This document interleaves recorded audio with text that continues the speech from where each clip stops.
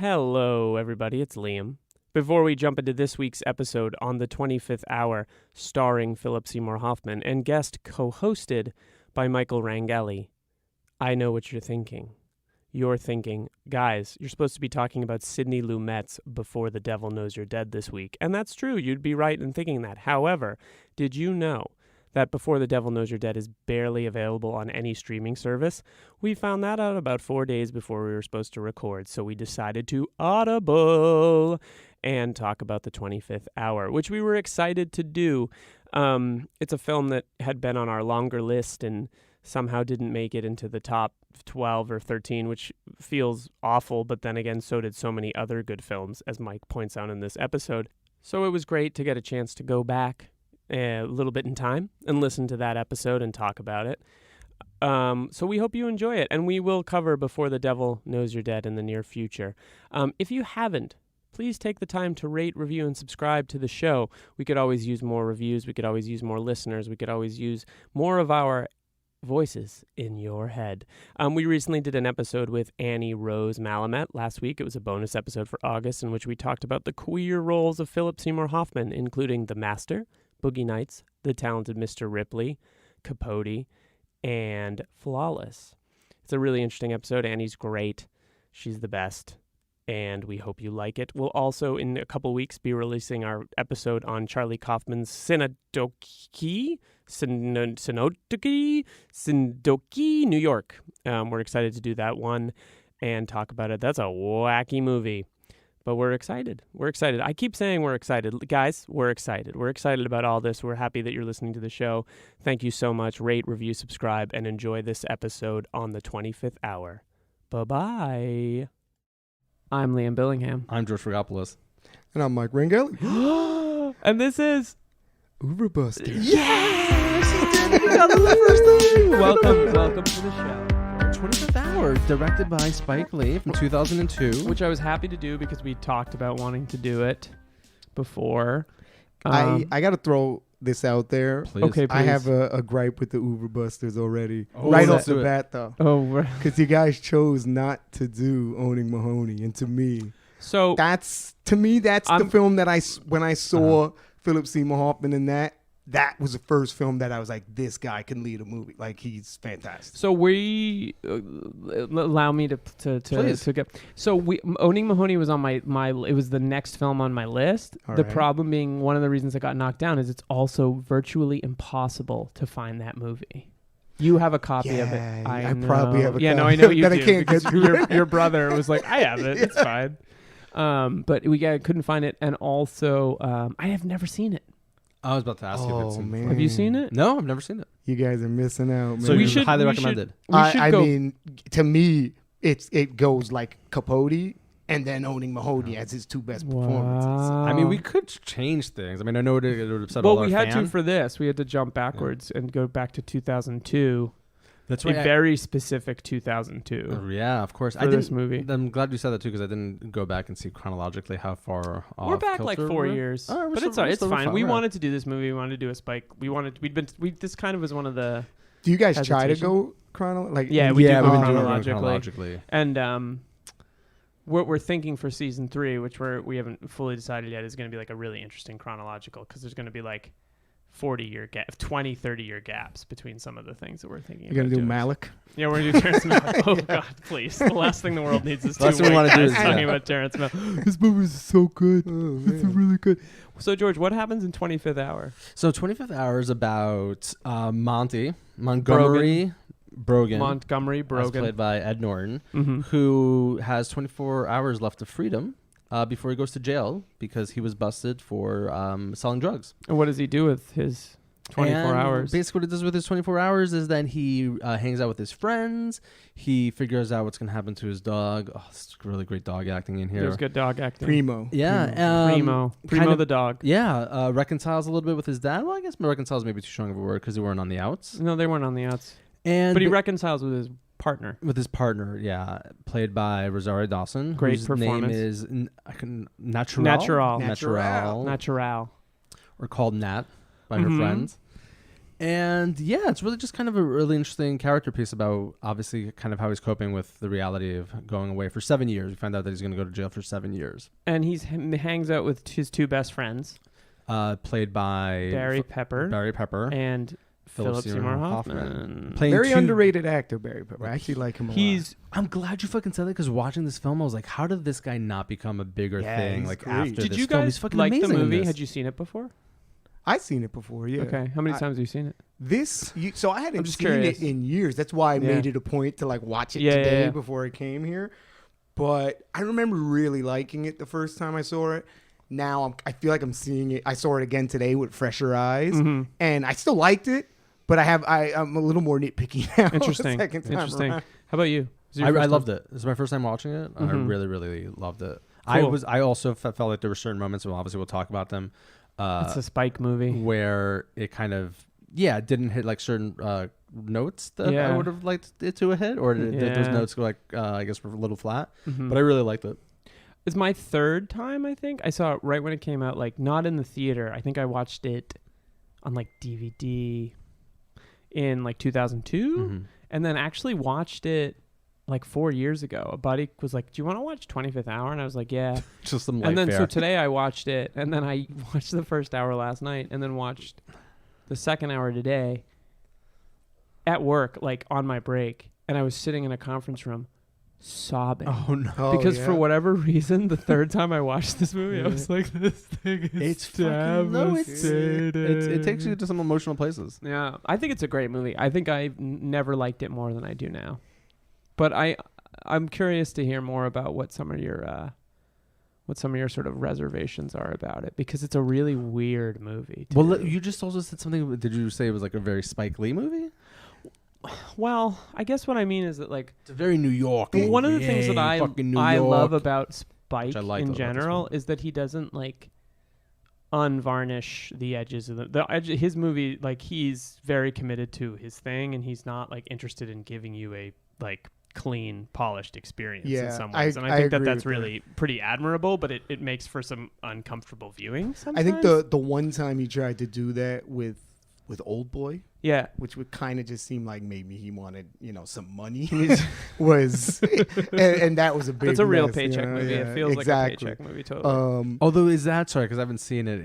Have you seen the original? I love the original. Okay, so is it like a beat for beat kind of? It like, kind does it have of like is, the and incest kind in it? of isn't. He cut some stuff out. It does have the incest. It does have the incest. It does, but he also cut some stuff out. But it just like the whole time it feels like it's why am I watching this, and why did Spike Lee even waste his time doing it? Well, because it seems like a weird movie that he would like remake for commercial purposes. And if Spike Lee's doing it, I'm expecting him to like inject some of his own and he really didn't do that. And he didn't so do I was it. like, why'd I even bother watching this? I also think it's coming off a time in his career where maybe he needed the paycheck. But needed also it. I think Spike Lee, he's maybe that's not true. Maybe you just want the guy works like crazy. Yeah, he does. Yeah, I was thinking about this film in relation to like his larger body of work, and thinking about how it, to some degree, like fits in but doesn't fit in with all like the other things that he's done or the things that I'm familiar with.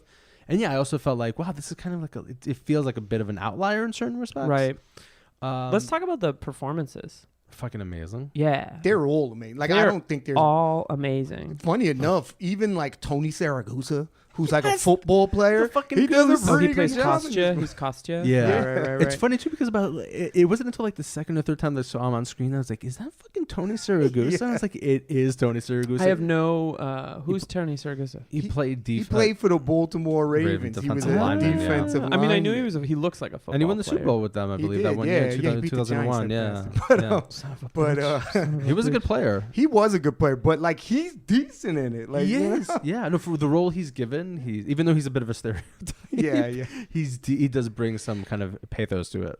It's funny because he falls into like the one little air of mystery they kind of put in the movie, because for the most part it's a character piece. Yes. Except for the like who gave him up kind of thing. Who ratted him out. Yeah, to that's the cops. only part of the film that feels like like set up. You know what I'm saying? Yeah, like contrived a little bit.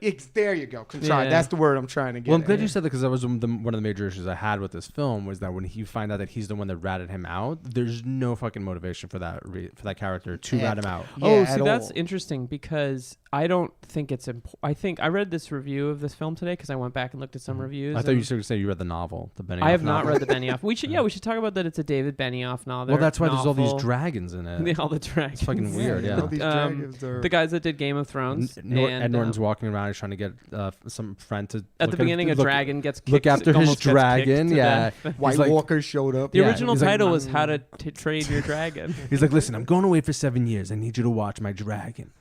And Phillip Seymour Hoffman's like, I don't know. I don't know if I can do it. I think we got to change this to a dog. Doesn't work. So I was reading a review that basically described it as something of a tone poem more than like a full narrative film. Like it just dealt in moods and feelings really. And so when I come back to the Kostya bit, my feeling is that he keeps saying I had no choice, and I feel like that's a really interesting choice that Spike Lee makes, to not reveal his choice, because this is a movie about a guy who has a choice to make. It's whether to turn himself in or to run away or kill himself. And there's this whole question of choice in this movie for this character. Like, does Phillip Seymour Hoffman make the choice? Does Jacob Alinsky, played by Phillip Seymour Hoffman, make the choice to have some kind of relationship or sexual relationship with his student? Barry Pepper less clearly, but Barry Pepper's torn between wanting to help his friend and be sort of disgusted by his decisions.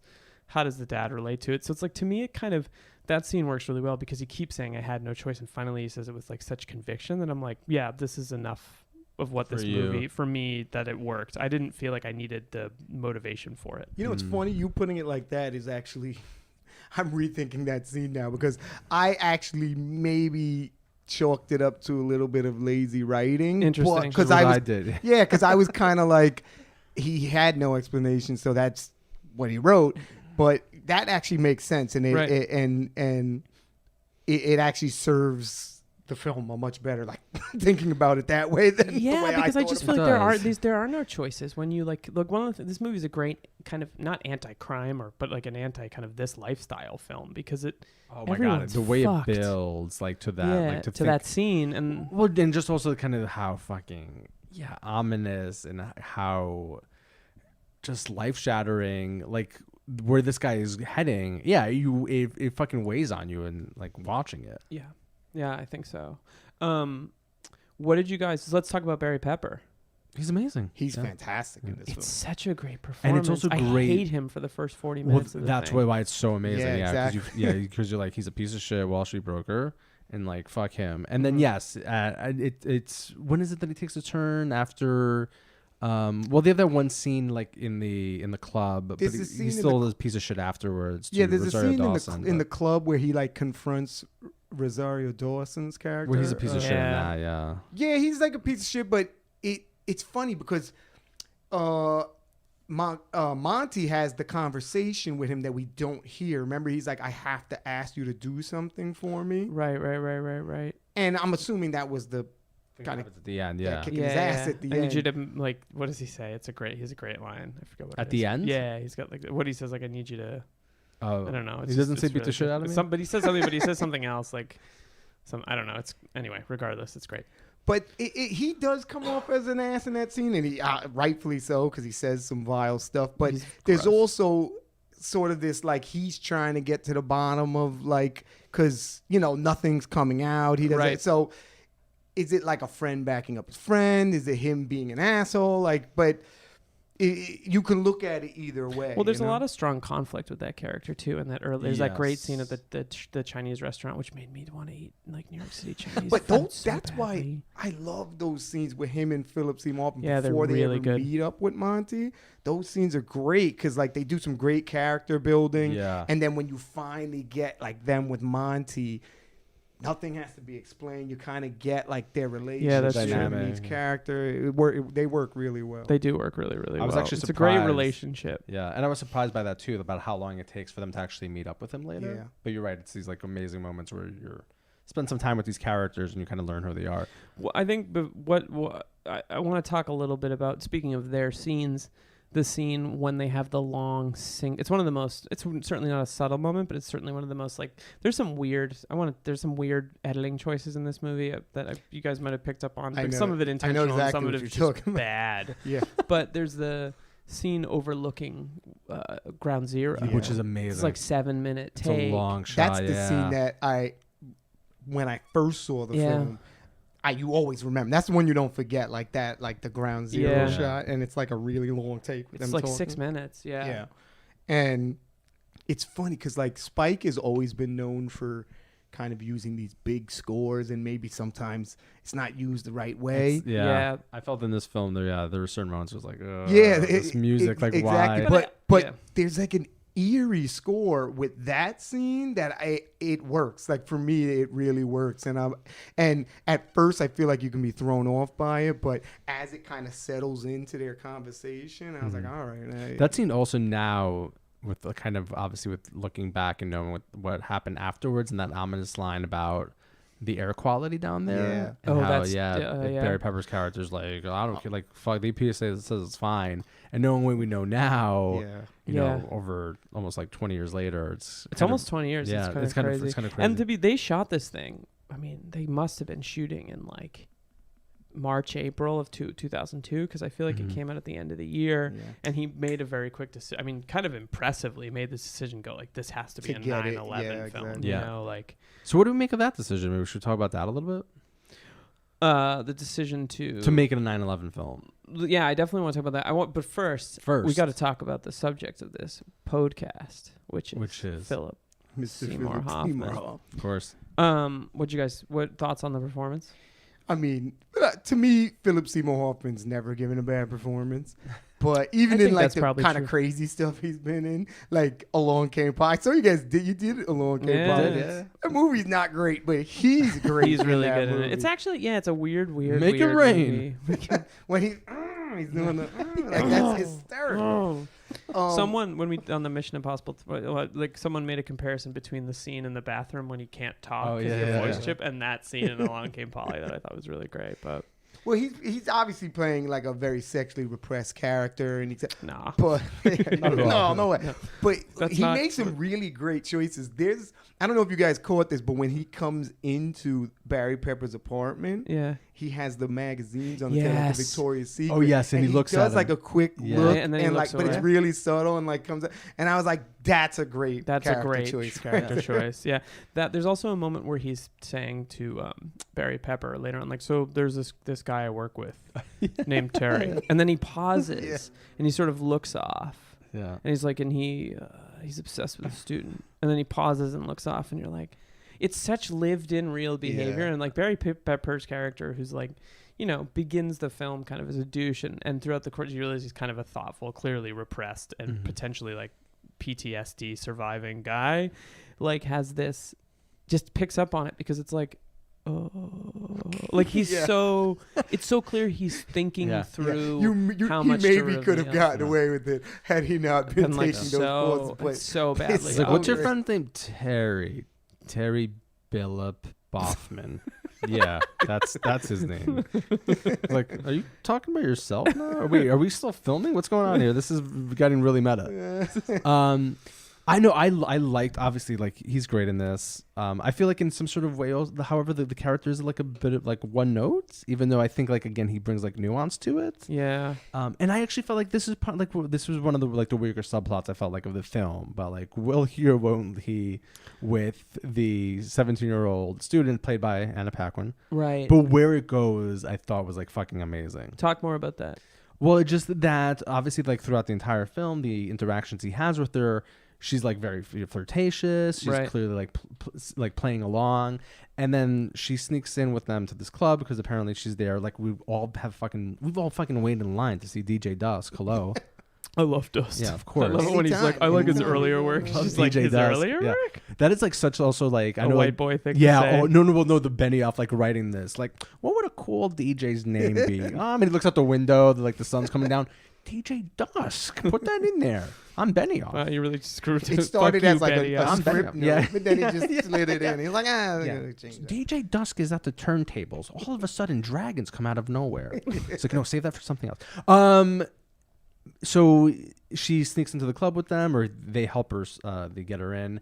And again, she's like flirting with him. She dances a little bit with Rosario Dawson. And at some point, she goes off to the bathroom after sitting in his lap. And there's the iconic Spike Lee shot of her walking back into the party, Yes. where like It's slow-mo. she's not That shot's moving. like it's funny. It's like a static moving shot. It's Yeah, weird. it's on- that it's on, that like, shot is an oxymoron. You know what I'm saying? Because I think It's static, I think but the it way moves at they the do same it time. is they get like some kind of apparatus, like it almost looks like a cart, and the camera Yeah, and they pull and the it, right? actors on it as well, Yeah. and they just pull it, and it's like a deep focus, like I guess it would be a long lens, so that the background has this like very. I mean, that's my guess watching it. You know what's funny is that we all know You might know. he's gonna use that shot Yeah. in every one of his films because he just does. Yeah. But after he started using, but the Anna Paquin moment when she comes out of the bathroom Yeah. was actually, I think, one of the best uses It's of really that good. shot. It's really good. Because sometimes Wait, he after he he kisses her, you mean? No, Or it's before she so he it's when she comes over and gets on when his she lap. comes over and gets Yeah, on his she's lap. on E. Yeah. Yeah, and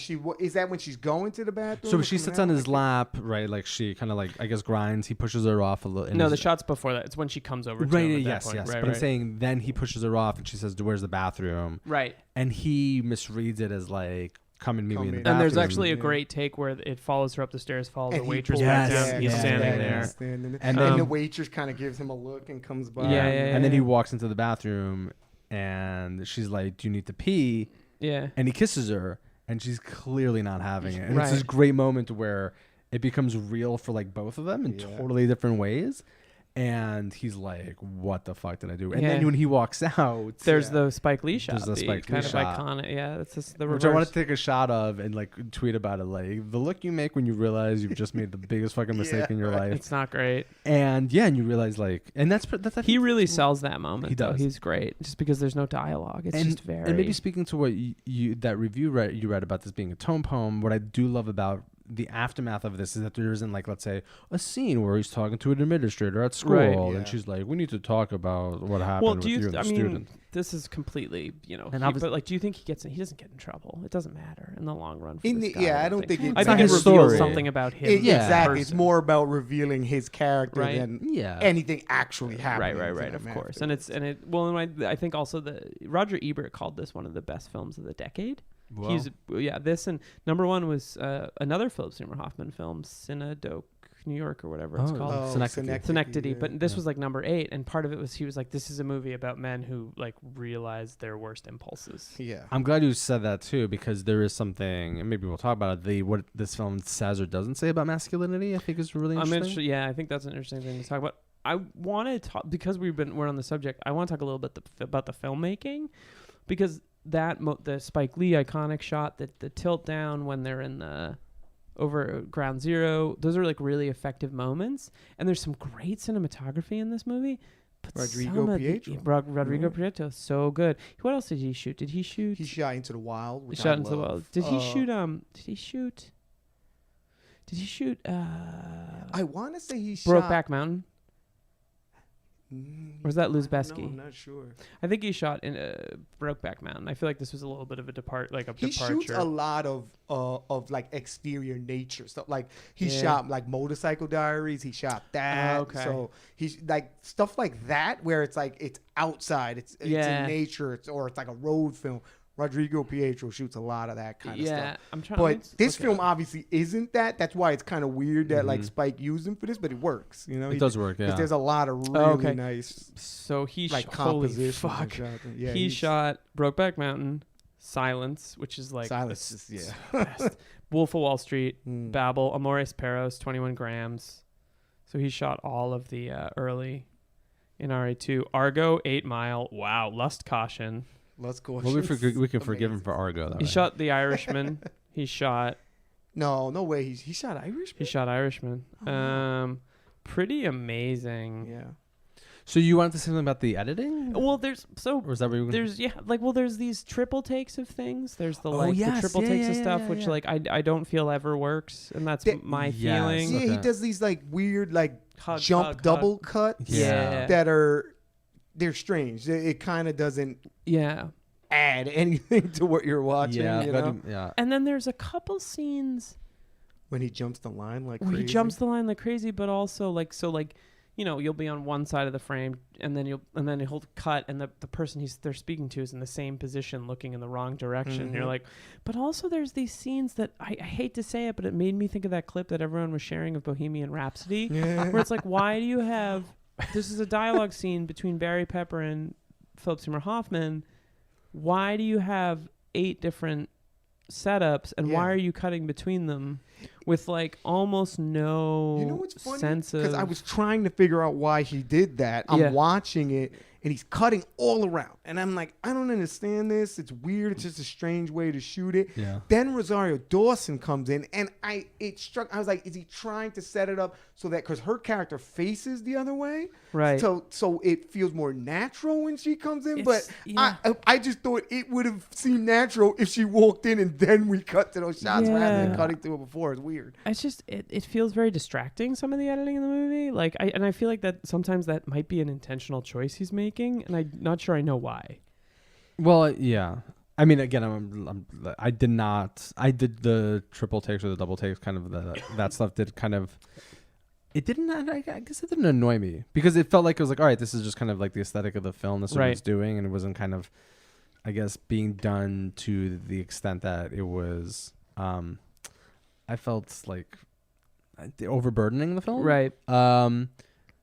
But yeah, I mean, I guess you could like suggest that it has to do with like, I don't know, the chaos, the internal chaos, the turmoil that he's going through, and feeling like he doesn't know like who to trust, who not to trust. I'm just trying to be generous. To me, with it the film. doesn't read that way. That's the problem. Like, for me, if you're making a conscious decision to do that, I feel like people should get that, and I not didn't have to get guess. that at all. Yeah, exactly. I was just kind of like, why is it but that's how coming I around like feel that? also then like about like going back to the Tony Saragusa. I had no choice. That's what I feel also about like that scene, and I think like that reading of it to suggest like, oh, it's more like of a tone poem. I was like, well, sure, but I feel like in so many other moments the film is steeped in such a real deep conviction and like the character's motivations. Yeah. That it seems kind of weak to suggest that this one moment is more like intentional in its kind of confusion or its kind of allowing you to guess what exactly happens.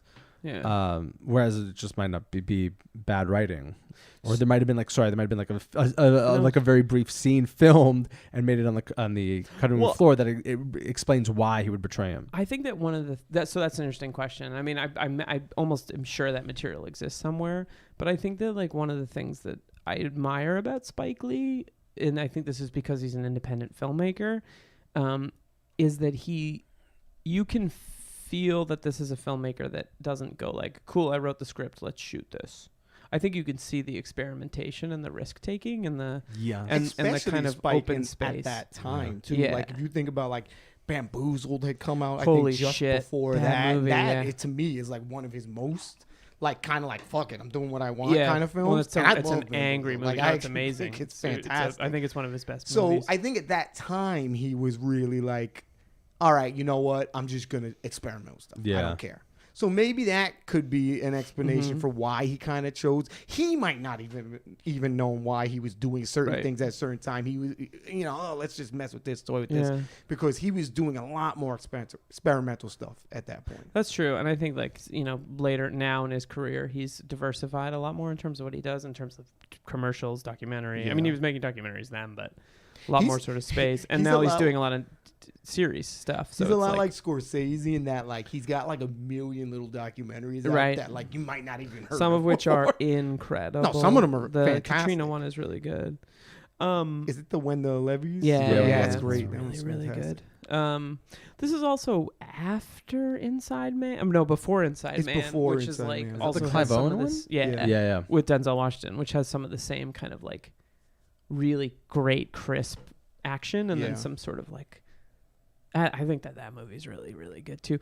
But I feel like I think this film had like I read the Rotten Tomatoes summary because I was curious about some of these reviews. You know how they do that kind of like it's pretty annoying and reductive, but the like sentence tag. Yeah. And I feel like, and I'm always curious about this because I think that they don't say this about a lot of directors. So it's and they, of course they said it about Spike, is like despite Spike Lee's overzealousness, he delivers like a very masterful film, and it's kind of like I don't think this film was at all overzealous. I don't think it's overzealous or over exuberant. I think he just has flourishes, and I think he wants them to be in the movie. I think well, not yet. Oh, sorry. I just felt like the rant was the most like Spike Lee moment. Yeah.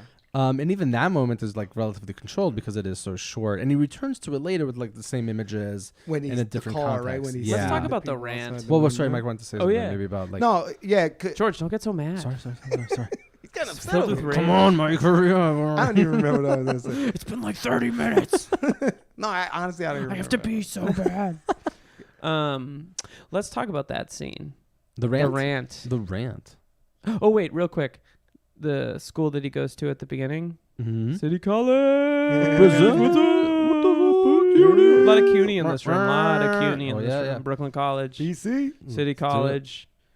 Queensboro Community Queensboro College. Fuck yeah, motherfuckers. Woo. But also Graduate Center. Graduate Center. Work at Graduate Center. What? And that was my building. That was the building I spent 2 years in. Shepherd Hall looks like Hogwarts from the outside. Kind of does, right? It really Are you gonna go nostalgic? You kind of walk uptown, you're like, cool, I'm in Harlem. And you take a left, and you're like, where the fuck am I all of a sudden? Anyway, let's talk about that scene. You know, it's funny because it is. I feel like that's definitely the most Spike moment in the film. Do I necessarily think it was needed or worked? I don't know. You know, I feel like when I first saw this film, I was like, yeah, Spike, and then now I was watching it and I was kind of like, I can watch this movie without that scene and it would have no difference.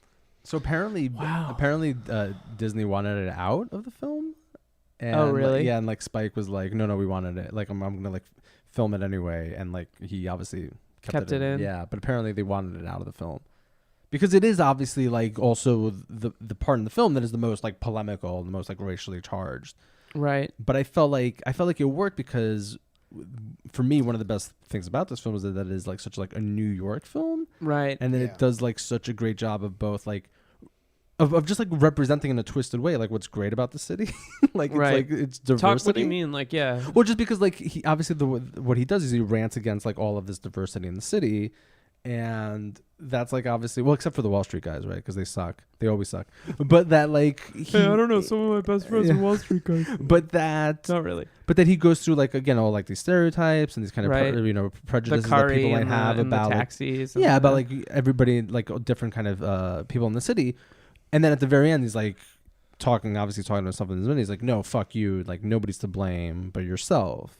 And I felt like it's equal opportunity offender kind of speech. It eventually comes back to him. Of course, that's kind of the saving grace of that rant. Because if it didn't have that, Yeah. I'll be like, all right, Spike's just like, you know. But there's no way he would have, I think, included that. Well, maybe he would have, but I mean, I think if obviously he did without kind of have that last moment to see like then it would have a different character. Was it Benioff? How do you say Benioff? Benioff, right? Yeah. If like Benioff was like, "Hey, Spike, we gotta kind of." I wonder if it's in the novel. I kind of highly doubt it's in the novel. Or some version of it. There might be a version where he looks in the mirror, he sees the "fuck you" on his head. Yeah. And like goes into like an inner monologue about like, oh, you know, screw like my friends, and then it comes back to him. And Spike, I could see Spike taking that one step further. Yeah. No, I totally could too. I mean, it's a really interesting moment because it's a white guy in Staten Island, right? I think that part's, I mean, it doesn't matter where it is, but whatever. Mouthing this sort of like at times racist and at times equally racist, but also like kind of an equal opportunity. He does the full spectrum, and it's through like probably the most significant like African American filmmaker of a generation of people. Like it's a really interesting moment. I find it very puzzling, but I also find it, and again, not a native New Yorker, but kind of a quintessential New York moment where it's like fuck you, but you're actually all fine. It's all fine. All of it's fine. Well, it's like the scene of Coming to America, right? When the barber is like, fuck you, next. Yeah. Do you guys think this is like no? a great New York movie? And what makes Yes. a great New York movie? I do. I would say it's a pretty great New York movie because to what you were saying, like things like that, the fuck you, Yeah. that feels very New York. He does a good job of just covering like just the way he shoots it, number one, like we get. Right. And he shoots from like areas in New York that you don't really get showcased a lot too. Like the end, the scene at the end, like when after Barry Pepper beats him up, but like where is that shot? Like along the river there? Yeah. Oh, I don't know But where he that, doesn't like showcase like the Brooklyn Bridge or anything like Yeah. that. He's showing you like a really Like, kind of industrial yeah. part of New York. Well, and they're all over the city too. They are all little over bit. the city. Like, But it In almost- Astoria. They Fucking are in represent. Astoria. Well, Well, you they- see the shot of Astoria. Yeah, that's sorry. right. You just they don't mentioned ever it. actually And Park go to Slope. Astoria. Really And Park mentions Slope. it. And There's a Park Slope shot as well. That could be any neighborhood, but it looks like Park Slope. I want to say that has to be on the east side, like where he shot that. Yeah. But it seems very industrial. It almost doesn't even seem like New York at moments, even though I know it is. But it just shows you that New York is very diverse, even in just the landscape. Do we which I know like. where totally. he's supposed to live? No. It's uptown, I think. He lived uptown, yeah. Yeah, because he's walking around City College, obviously, which doesn't mean that's where that is. But that whole opening It's supposed to be a sequence high school. yeah, right? the opening. Yeah. But like, well, there is a high school at City College. There's a high school Ah, building uh-huh. on the grounds. It is also interesting. I did love the touch, which is like accurate, that he's living in a really nice apartment, but it's not like grandiose. But he does say that the rent is really expensive, and I was like, yes, that is really fucking accurate, because that really nice apartment, even though it's not like a mansion, Yeah. would cost. Yeah, the rent would be Oh, astronomical. So yeah, what are we talking? astronomical. Is that like in the ones? What do you think? It's 80s? He lived in the 80s? Where does he I live? think he lived, like in the 80s or in the like the lower 100, you know? mhm. And because even when you see him come there's a point where I think you see him come out of his building, Right. and you could tell just from that architecture, it's that area, like it's up around there, Right. And And these are that real estate's really they're- expensive. are So they you know supposed to he's be? They're paying. supposed to be from Bensonhurst, right?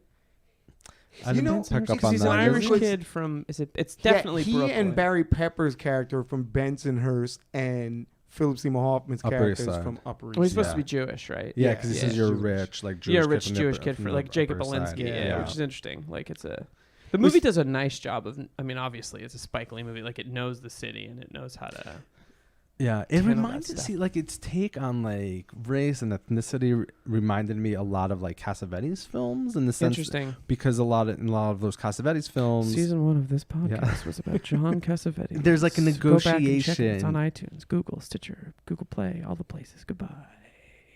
There's a negotiation and a kind of dealing with, like race and ethnicity, but not in a didactic, like hit you over the head sort of way. Yeah, you're. And I felt like what was great about this film, again, is that like when those issues do come up, you're not. Yeah, it's just not didactic. He's not holding your hand, like trying to get you to like parse through certain things. Right. So for example, which makes like that speech provocative, the rant provocative. The Yeah, rant I was provocative. actually going to get to say But that. also at the very end, when you see like when he imagines what this future would have looked like, Yeah. and you see like this beautiful biracial family, and like even that is a kind of like a commentary. Like I think there's like something to be said there about like this potential future that doesn't happen because obviously he gets locked away. Right. And also to juxtapose that moment with the moment again when they're like driving and there's all these constant shots of his dad's American flag on his car. Yeah. Which is like great. Yeah. Like the editing there I felt, and like the scene selection, it was like just I even really felt Sort of like, the montage. because there's, montage, there's yeah. like a close up of the flag on the car, and when you see the car in the longer shot, you can tell it's like a small flag, but in that close up, huge. it's Yeah. huge. He Huge. used Yeah. a bigger flag because he And made it a point. I feel like to it make kind that. of appears in the movie. It's not necessarily like, I feel like when you first see the car, you don't see that flag, and then all of a sudden it becomes this really, really prominent kind of thing in the I film. know when the father pulls up, I noticed it, like with the car. Oh, really? Yeah. I didn't notice it. But then in that shot, I was like, this flag's huge. Like, Yeah. it's like tremendous in this shit. I feel There's no like, way. Even in a close up, it wouldn't look that big. That's true. I also feel like when we were talking about performance, we didn't talk about Brian Cox, who's so good. He's in this amazing. movie. And his monologue at the end. It's incredible. fantastic. And it's also like, I'm so used to Brian Cox as like kind of being this larger than life kind of I mean, but this movie is a good reminder that like this fucking guy is a character actor and he's so good. The man was like, the original Hannibal Lecter. Hannibal Lecter, He yeah, was, yeah. yeah. And he's Long Kiss Goodnight. He's so good in that. The movie. long kiss goodnight. Classic. It is. So we started to touch on this a little bit. What do you guys think this movie's about? Ooh, deep. Ooh. Deep. I think it's about America. No, It is about America. It is, but it's also about it's about a lot of things. It's about. Yeah, it's funny. The because end. It's, Goodbye. Love it's you. about choices, like you said earlier. Right. Obviously, like, but it's also kind of about like being torn down and brought up again, because like it starts with the dog getting beat. You hear the Saving sound, him, yeah. and then God, yeah, we didn't talk it's about that brought scene. back, you know. And he even says, like, I feel like this is the best thing I ever did with my life, or something. Because like every that. day that dog lived. Yeah, it's actually like a really gift. moving. Yeah, it is. Yeah.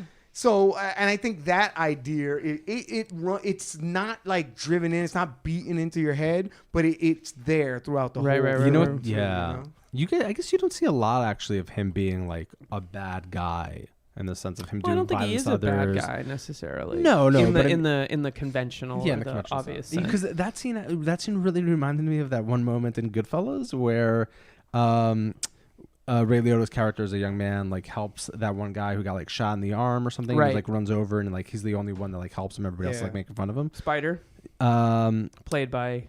it wasn't Spider. What do you mean? No. He's talking about no. in the In the beginning. flashbacks, Oh, yeah, when he's yeah. a young, I've never when he's a seen young Goodfellas. kid. You've never I'm seen just it? kidding. You should check it out. It's really good. I fucking watch it all the time. Drop the Do you? microphone and go watch. Do you it still now, watch yeah. it all the time? I was just like on a plane maybe 2 or 3 years ago, and it was just like I was just going through all like these new films. Like, I could see this. Was like, oh, holy shit, Goodfellas is on. I'm gonna freaking watch Yeah, Goodfellas. it Let me has tell that you, effect. I was. This was like a few months ago. Yeah. It was late, and I had to get up early the next day. Goodfellas was on TV. I watched the whole thing, and that's a long movie. It's a lot. And I really just long. watched it all night. I was like, I can't not finish it. Just talk about that. I had a film in a film festival a couple years ago, and there was a screening of Goodfellas that they did like in conjunction, and they had I forget who it was, but they had like the celebrity they were able to book was some fucking jamoke who's in like a couple scenes. He's the guy that has to sign his bar over. I forget. Oh, yeah, I know. Yeah, But so yeah. he gets up there to introduce the movie, and he's just kind of like, it's not going great. Like he's just kind of like making jokes about being Italian American, Yeah. whatever. And at people a like, certain get point- off the and at a stage, play certain the point, film. This woman gets up to go out like completely innocently. Probably has to go to the bathroom or something. And he goes, make sure to wash your mouth after. As she walks out of the theater, and the entire Holy theater, went. Oh. And he was like, all right, well, Is it- thanks is it- for coming to the yeah. screening. I'll be signing autograph. And then it ended. Is Like, this they- Oh my God. 1986? like literally, I thought someone was gonna like put a thing out and pull him out of Oh the my theater. God. Like this, like she was like maybe 24. Like, and it was just like, my like it was so Holy bad. crap. That is Anyway, awful. but anyway, But speaking of Scorsese, this feels like it might be Spike's most like Scorsese-esque film too. you think so? It's funny. I think I reserved that for Clockers because that was actually supposed to Clockers, be a yes. Scorsese film. Which I thought about once And while I he was watching took it this, yeah. over. But it is though. It does feel like a Scorsese film in a lot of ways too. But I can't imagine a Scorsese version of this movie. Really? I could. The Yeah. funny thing is, when I was He watching can't make it movies today, about the Irishman coming in 2020. Netflix is our sponsor, Liam. There goes all that Netflix money. You said fuck Netflix in the beginning of this. Shh, don't worry about that. Shut up, we're gonna cut it out. Yeah, Shut we're gonna edit that That's out. not making. Wait, it when better. you're watching it today, No, I actually was thinking, man, like it would have been a very different film, but Yeah. Scorsese could have made this film. And I it does feel have that. it Yeah, has like it has those beats that he could have done like his Yeah. own spin on. And Spike Lee in a way is kind of like I think he might have actually been taught by Scorsese. yeah, no, he was. right? Yeah, right? NYU. Yep. So I feel that in some of his films, like you could be like, all right, like It'd be so. They should have a podcast. Spike Lee and Martin Scorsese. I would listen. Spike to and the Martin. shit First out off, of that. I would listen to that as soon as the episode Oh my dropped. god, I'd be like, I can't come into work today. Well, Marty was Unless a guest host for a couple of those episodes we did in season 1. That's right. That's right. He Didn't came really and have a lot talked to about say, John but he was Cassavetes. there. He was in He the just room. sat there. He just sat there silently. Yeah. I think one thing that this movie kind of is about in light of now. So first of all, there's a Donald Trump reference, which I was like, Yes, I cringed a There is, little. what yes. did you think it was, Donald Trump? Boo. But also, it has a little bit of like Who's America quality to it, Totally. especially in At the end. the ending when they have him in this kind of ridiculous Mustache? old man that thing. kind of thing. Yeah. But they're all wearing white, and his family is like as you said, racially, and like it's really moving in a weird way. But it's like this is a fantasy, and this movie actually deals with like The fantasy of that. Yeah, totally. That in and of itself is that a fantasy, right? We can go, and also it's kind of like your main protagonist in this movie is like a white working class or middle class guy from like Brooklyn. It's just an interesting. I don't know. It's interesting to see Spike take on this thing because you don't like normally associate like like Italians and Irish from Bensonhurst and with like America, exactly. Yeah. Well, and also just like he manages to find something interesting to say, and I'm not 100% sure what it is, but he has something to say with it. And I think part of it is like, well, I think it's a second critique. chances. Tell like of what? No, well, again, the sense of like his dad's like, it's gonna be great. We'll drive out to the mid-fucking West. You'll reinvent yourself, which is also like a very conventional or American trope of this sense of like you go out west and you become somebody new, or you rediscover yourself, or you discover yourself, you recreate yourself. Yeah. So to do it in such a way where it becomes like this fantasy, and obviously you find out like it's an impossible fantasy, I think to me is like a critique of that. Okay. And also like again with like you see like the ratty like American flag, and you think about also kind of the implications of like 9/11 and how that's also like wrapped up in all of this. I mean, I think to me I read it as like a critique of that idea of, let's say, of the American dream, and the most kind of reductive sort of say of like the American dream. Scott Fitzgerald's quote, like there are no second acts in American life. I thought about that a little bit. It's funny though, because like his father says, like when he's coming to the end of that, I'm so used to not like. Yeah, you gotta eat it. Gotta eat these mics. When he's coming to the end of that monologue, he says something along the lines of like, and you could tell the children that this never could have happened if this and that. And it felt like, I don't know, he was maybe taking a little, I don't want to say taking a jab at his son, but like kind of putting it into his head that he also messed up what could have happened. Because he knows that they weren't going to do that. Right, exactly. You know? Well, in the movie, I mean, I think the final shot is him kind of nodding off on the car, as he drive away, going to prison. Yeah. Can I say one thing that annoyed me about those last scenes though in that montage? Please, the beautiful, incredible last 6 minutes. I think that are perfect. You're wrong, but when they're out in the desert, like you gotta see. He's like the father's like you gotta see the desert. Every man, woman, and child needs to see the desert. And you see him in the desert, and he's walking through, and you hear like the bird, the eagle. Did you really? Yes, I was gonna say that. Thank you, it's Mike. Absurd. You hear like 3 eagle screeches, and I was like, "Why did he put this in his movie? It's ridiculous." I was like, "Are you fucking kidding? Are you fucking kidding me? Yeah. Don't put the dog on the fucking sound. The Hang on, dogs. Don't put those eagles on the sound. Hey, Spike, your amazing 7-minute sequence at the end of your movie is ruined by a couple eagle squeaks. Says 3 idiots in apartment. Well, actually, 2 idiots. So the third idiot is yet to respond. You're fine with. I think that sequence is like. I'm virtuoso. so fucking glad Mike is here. But that it's as soon as I gotta go back and I watch. thought I didn't hear it the first time. I was like, wait, did I just hear an eagle? And I was like, it happened again. 3 times. It's crazy. And I guess like that's America. That eagle screech. Brian Cox like, and once you hear the eagle squeal 3 times, that's when you'll know when you're out in the desert and you found the silence. And you found America. I don't think I noticed that. And the funny thing is that apparently like that sound isn't even a bald eagle. Like it's some small bird, but the bald eagle sounds like a little pip squeak. Barry so they Pepper use crying. that screech for a bald eagle. Because like eagles actually sound like they're throwing up like cats. Or that something. just makes it even weirder that he put that in So there. But other than that, beautiful sequence. You had some complaints about the lines. You said. Oh well, no, there was a line though also where Brian Cox says something about like that's where you go out and you'll find the silence. That's where you'll find God or something like that. I was like, it felt a little heavy-handed. But it's America, man. It's a movie about America. He said something about God's kingdom. I believe in God's kingdom, and I'll be with your mother. Yeah, I thought it was all very moving. I actually kind of like that. I'm not. It was. Also, it was very moving. It's very. I felt a lot of empathy. And I texted you. With Brian Cox's character in this final. And I texted you when I was watching it just to shit on that scene. Even though yes, it was moving, and you I think correctly said like, well, it's kind of over the top because it's mythic. It has a mythic. The ending, and of it the film totally. mythic, and you're totally right. And I think It's the myth of the second actor, the self-made American man. A little Totally. bit, And about how it's not possible. Yeah, I think that's true. Well, and it's also just interesting, like, one of the best things about this movie is the extent to which you, from the moment after Barry Pepper beats the shit out, and that scene's devastating, but he comes home and she sort of cleans the wounds and the dad shows up. And it's just so heavy. It's not heavy-handed. It's like Spike's some of the best work, because he just lets it play out. And like, this guy's going to jail. He might get murdered. 7 years is forever. And he's talking about like being in the jail, and you're just like, oh my fucking God. Yeah. And the movie does a nice job of dealing with like some of that weird drug law. Like there's the brief references to the drug laws earlier when Isaiah Whitlock. The Rockefeller laws. Yeah. To the Rockefeller laws. I'm glad you mentioned that too. Great Spike choice to have Isaiah Whitlock. Go, those scenes are amazing. Yeah, they're really good. But the reference to the Rockefeller laws. Very good social commentary. Yeah, it's also like buried into the story like nicely, but you just.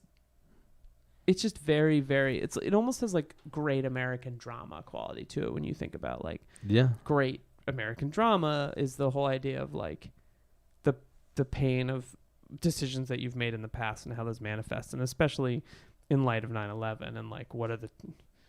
Well, there's no coming back from that. It's like a very prescient and maybe prophetic thing for the movie to say.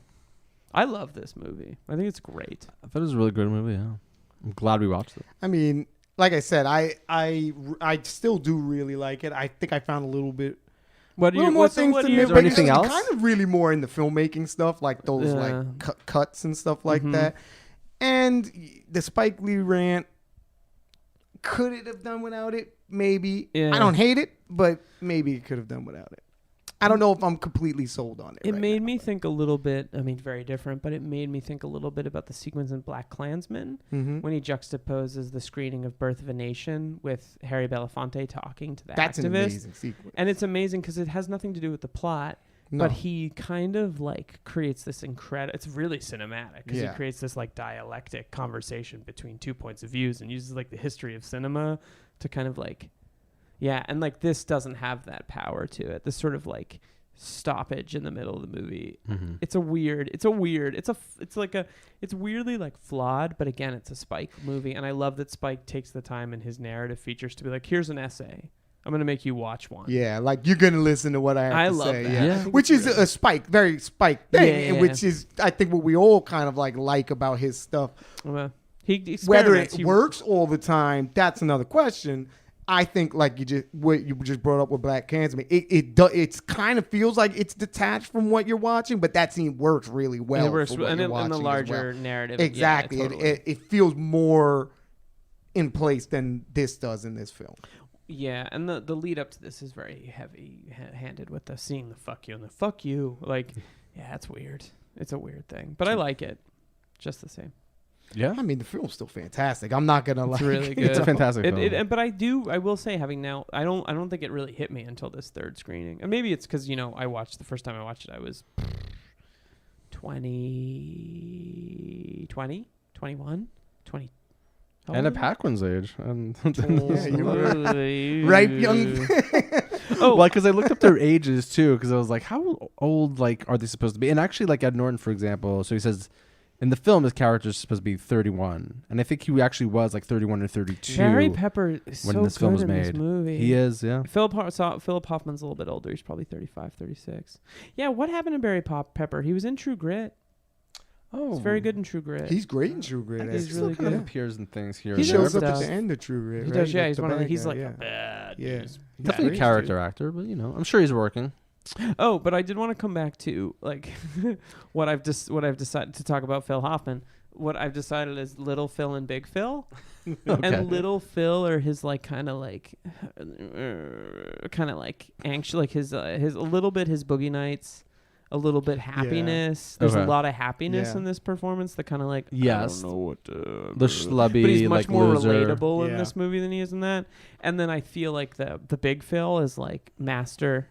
Yeah. Mission Impossible 3. Mission Impossible where he 3. gets to like emote. Yeah, one. All right, so so like he has this equal ability of being ferocious and repressed. Alpha Phil versus Gamma Phil. Right, and well, it's kind of true. Or Beta Phil. He's not even. Maybe. Well, he's not even Beta. He's Gamma. But you can't. Along came Polly is Big Phil. Yeah, it's Big Phil. It is, yeah. And it's interesting to watch him here because I don't think that this is one of his most. I think it's a good performance, but it's not one of his most stunning performances. Correct. Because I think he's not doing that yet. It's funny. I think it's actually the type of character that a lesser actor, you would have just kind of been like, because it is a little one. Like you said, like. Wait, actually, did you say you were? This was the weakest subplot. I felt was like a little weak. Yeah. But because it's Phillip Seymour Hoffman. And he elevates that character. If it was a weaker actor, you probably just would have wrote it off altogether. Well, he's also funny. He is, yeah. Yeah, it's a funny performance. And he knows how to take a kind of like strange character that might not have that, but he can inject it with like, okay, we can make it's him really a little thoughtful, funny, sad. Yeah, you know? I texted a friend that I was watching this film, and he said like, now almost 20 years after this film was released, like that character's a lot creepier than he was 20 years ago. Because up until the moment when obviously he walks into the bathroom, you're totally on his side, and you're like, okay, yeah, I get it. Like he doesn't like he's attracted to her, but he doesn't want to have anything to do with her. And he keeps like saying like it'd be like his friends are like, it's a stupid fucking move, like don't do it, don't be stupid. And he's like, yeah, I know it's stupid, and then he makes a stupid fucking decision. But you know what's funny too is because then there's the scene with Rosario Dawson and Edward Norton when he first meets her, and she's like in a schoolgirl outfit, and that's she was like 17. So. There's an interesting parallel. And even in the beginning, there is an interesting parallel. In the beginning, Monty like leans into him and says like, "Yo, that girl's cute." Yes, in the class and stuff like that. So those were kind of like strange moments too, where it was like, yeah, we didn't really talk about that. We want to like his character, but he's also kind of a little creepy too. It reminded me of you see Good Time. Yeah, I love Good Time. You remember the scenes with the girl in the little girl? It reminded me of that. Have you seen Good Time? No. The Pattinson film? Yeah. Great. I've heard great things about it. It's on Amazon Prime. Maybe tomorrow. You should watch it. It's a fantastic. Yeah, there's this like relationship that Pattinson has with this like 11-year-old girl. But he kind of has to do what he's doing in that scene. Whereas Edward Norton's it's not as bad as it sounds, but like he has to. There's a creepy quality to it. Yeah, he just he basically to help himself out of a situation. This is in Good Time. To help himself out of a situation, he manipulates a younger girl, but he's also like kind of on the lam and running away, so he has to do what he's doing. Great. But like it's a great movie. It's so good. Paquin's great in that moment though too, because it's at that moment where like she seems to be like in control, and she does such a great job of just illustrating that she's just like she's it's a 17-year-old who has like no fucking clue what she's doing, right? And that's a great scene. I'm glad it went to where it went. Yeah, it's the movie doesn't have as much time for the women as it does for the men, but I do think that like the two female characters are really well done. And Rosario Dawson, another great actress who hasn't had the kind of like later career, like she's in Daredevil. I feel like that's the only. She started doing a lot of TV. Yeah, when she started with a film career, but I think she gravitated towards TV. Well, she was in Clerks too, which was huge. Well, this has been a great. That movie. I think it went Avatar, Clerks 2, right? Well, Alexander. Is she in that? Yeah, I've never. She seen is. it. Yeah. She's on Alexander. Yeah. Mike, do you have anything to you want to tell us about? Any projects you're working on? Anything we should be looking out for? Projects? I didn't prep you before this, or no, I didn't. Yeah, you kind of sprung this on me. It's a plug section. We can cut it out. I do have a film I'm cutting, but you have a film. What's it about? It's a short horror film that I wrote and directed. Nice. When is it going to be finished? Hopefully soon. I've kind of hit a couple of roadblocks with the sound edit that that I did, because someone was supposed to do it and then they dropped out, so now I had to find someone else, and it's just been a whole thing with me dealing with like other situations. I get it. I've been there, but I have a movie sitting on a hard drive. Yeah, I think within the next dust. couple of months it can be finished. Don't forget to put those screaming eagles in the. in the back. If there's one thing I'm going to take from this film, is wait, quiet. Let's do some Foley. George, go.